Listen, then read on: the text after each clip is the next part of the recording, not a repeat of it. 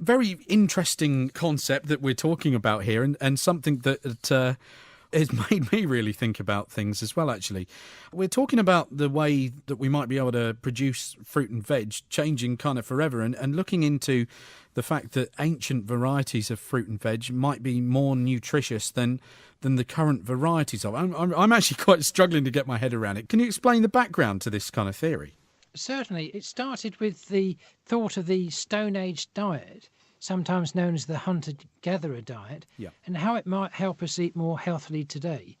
It's been known for some time that our ancient ancestors consumed lean meat, fish, and a broad variety of different plants, and it's the plants particularly which are the focus of this project. Okay, so what has changed with plants then as well? I mean, in terms of, I suppose there's been a lot of evolution going on, but why would ancient varieties of fruit and veg be more nutritious than they are now? Well, that's what we've realised recently working with our academic partners at the Royal Botanic Gardens Kew and at Cranfield University, that in ancient times, plants themselves would have been really quite different. Certainly they'd have looked different, but they'd have also been different nutritionally. They'd been different in their nutrient content. And in a pilot study at the Unilever labs, we tried to investigate that in an initial short study, and we looked at some older varieties of apple. And what we found was in one of the older varieties, an old English variety called the Egremont russet, there was 10 times more of a particular nutrient called florexin than there is in some of the more modern varieties.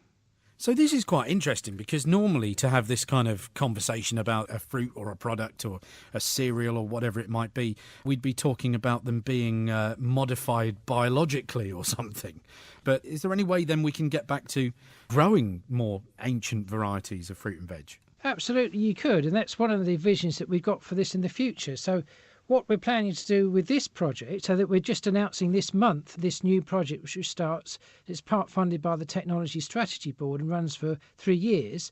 What we're doing is to look particularly at mango, tea, apple and banana, and see if we can find amongst the older varieties those which are particularly high in nutrients, as you say, not in any GM modified way, but just naturally present with high nutrients, and see whether we can use those as raw materials in products such as smoothies or beverages or that type of thing.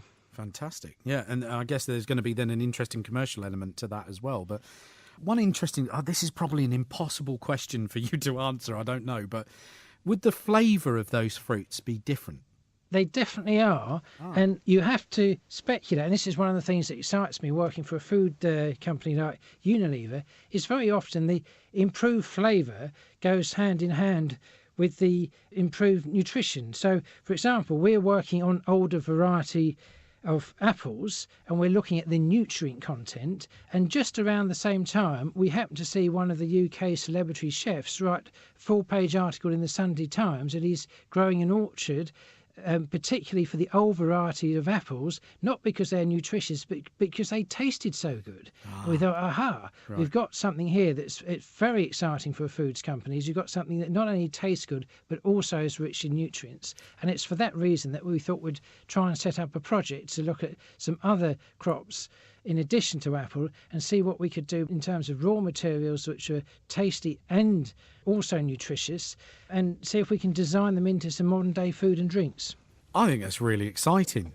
When this actually happens, do you think that those varieties will be available and they'll be marketed as those varieties? So maybe even one day we could be buying a prehistoric banana, or will it be just something that happens behind the scenes? Well, in many ways, yes, although it wouldn't be described as being prehistoric because the fact that it's in the supermarket, it would be a modern day banana. Yeah. But the fact is, we might well be in the future consuming bananas and other produce which have changed relatively little from the food that our ancient ancestors ate, whereas often the plant foods that we consume today have been changed quite a lot by intensive breeding and selection. And the intensive breeding and selection has been driven not by nutrient content, but things such as yield, which is really just the weight of the plants, nothing to do with the nutrients. And a much smarter way of going about it is to select for the nutrients. So, yes, in some ways they would resemble the ancient crops. That's fascinating. Absolutely fascinating. Is there anywhere that we can send our listeners to keep track of what's happening? Is there any kind of public sort of facing website or anything for this? There isn't as yet, other than certainly for this project, which is just starting. It's part funded by the UK government-backed Technology Strategy Board, and so part of their rules are that we have to make public our findings as we go along. Yeah. So we'll happily keep their website, but also make our publications in the scientific literature during the course of the project. Yeah, and it'd be great maybe at some point if we could catch up again, for an update at some point in the future as well. It'll be my pleasure.